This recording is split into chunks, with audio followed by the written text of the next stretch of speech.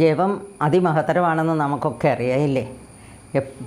ഭഗവാൻ തന്നെ പറഞ്ഞിട്ടുള്ളത് തന്നെ, ഞാൻ യജ്ഞങ്ങളിൽ ജപയജ്ഞമാണെന്നാണ് പറഞ്ഞിരിക്കുന്നത്. അപ്പോൾ യജ്ഞങ്ങളിൽ ഏറ്റവും മഹത്തരമായിട്ടുള്ള ജപയജ്ഞമാണെന്നാണ് പറയുന്നത്. ഈ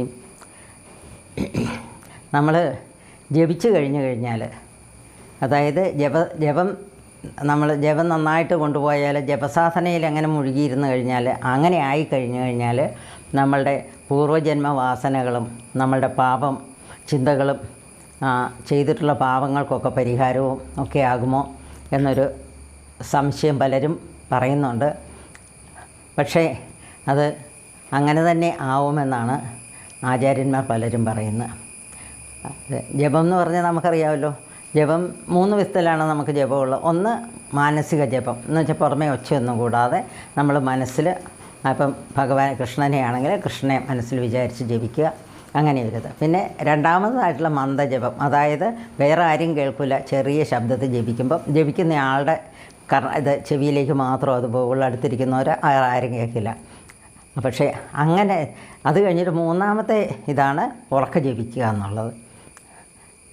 ആദ്യത്തേത്, അതായത് മൗനത്തിൽ നമുക്ക് ജപിക്കാൻ പറ്റിയില്ലെങ്കിൽ, അതായത് അങ്ങനെ ചെയ്യുമ്പോൾ നമുക്ക് മനസ്സ് അങ്ങോട്ട് അന്യചിന്തകളിലേക്ക് പോകുന്നു, അല്ലെങ്കിൽ ഉറക്കം വരുന്നു, പോട്ടുക വരുന്നു, ഇങ്ങനെയൊക്കെ വന്നു കഴിഞ്ഞാൽ ഒരിക്കലും നമ്മൾ രണ്ടാമത്തെ ജപത്തിലേക്ക് പോകണം.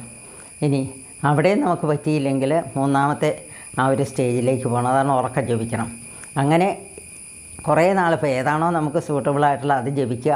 അങ്ങനെ കുറച്ച് ജപിച്ച് കഴിയുമ്പോൾ നമ്മുടെ മനസ്സിന് അടക്കം വരികയും നമ്മൾ ആ ഭഗവാന്റെ ആരെയാണോ ആരുടെ പേരാണോ ജപിക്കുന്നത്, അല്ലെങ്കിൽ ശിവനാണെങ്കിൽ ശിവൻ, ദേവിയാണെങ്കിൽ ദേവി, മഹാവിഷ്ണു ആണെങ്കിൽ മഹാവിഷ്ണു, അവരുടെ ആ രൂപം നമ്മളുടെ മനസ്സിൽ തെളിയുകയും അങ്ങനെ നമുക്ക് പോകാം.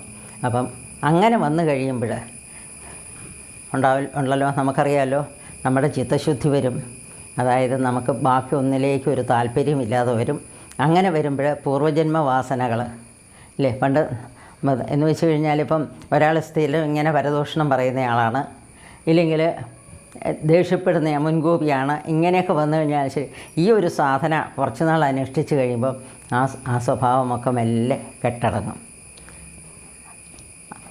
അപ്പോൾ അങ്ങനെ വന്നു കഴിയുമ്പോൾ കുറേ നാൾ, അപ്പോൾ 1-2 ദിവസം കൊണ്ടൊന്നുമല്ല, പക്ഷെ കുറച്ച് നാളങ്ങനെ ജപിച്ച് കഴിയുമ്പോൾ നമ്മളുടെ പണ്ടത്തെ ആ വാസനകളൊക്കെ മാറി പുതിയ ചിന്തകളെന്ന് വെച്ചാൽ മറ്റൊന്നുമല്ല, നമുക്ക് ആ ഭഗവാനോടുള്ള ആമുഖ്യം കൂടും.